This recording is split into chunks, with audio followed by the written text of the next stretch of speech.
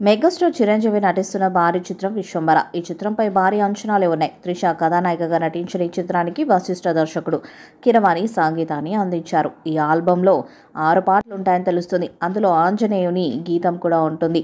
ఆ పాటని ఒక మంచి ముహూర్తం చూసుకొని విడుదల చేస్తారని ఇన్సైడ్ వర్గాలు చెప్తున్నాయి. ఇక ఈ చిత్రంలో చిరంజీవితో ఒక ఇంట్రో సాంగ్ ఉంటుందంట. అది మాస్ సాంగ్ అని తెలుస్తుంది. త్వరలోనే ఈ పాటను విడుదల చేస్తారని సమాచారం. ఇక ఈ చిత్రం రిలీజ్ డేట్ గురించి ఫ్యాన్స్ ఎదురు చూస్తున్నారు. ఆగస్టు 22న సినిమాని విడుదల చేస్తే బాగుంటుందన్నది యువి క్రియేషన్స్ ఆలోచన. చిరంజీవి కూడా విశ్వంబర రిలీజ్ డేట్ గురించి ఏమాత్రం కంగారు పడడం లేదు. విఎఫ్ఎక్స్తో పెట్టుకుంటే పనులు ఓ పట్టాన తేలవని ఆయనకు కూడా బాగా తెలుసు. పోస్ట్ ప్రొడక్షన్ పనులన్నీ అయిపోయిన తర్వాత విఎఫ్ఎక్స్ చూసుకొని అన్ని విధాల సంతృప్తి పడిన తర్వాతే రిలీజ్ డేట్ ఫిక్స్ చేద్దామని చిరు చెప్పారట. కాబట్టి నిర్మాతలకు కంగారు లేదు. కాకపోతే పెరిగిపోతున్న వడ్డీ రేట్లు భరించడం కొంత కష్టమే.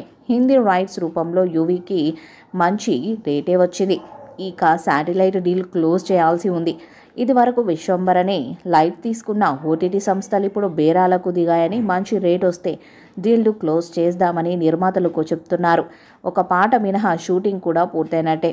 అది ఐటెం సాంగ్.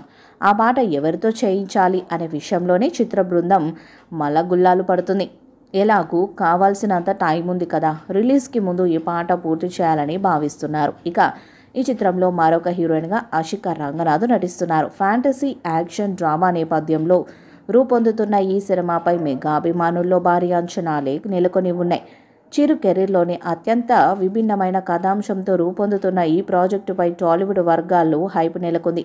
చిరంజీవి సినిమాలు ఎప్పుడు కూడా ఒక ప్రత్యేకమైన ట్రెండ్ను సెట్ చేస్తుంటాయి. విశ్వంబర విషయంలోనూ అదే జరగనుంది.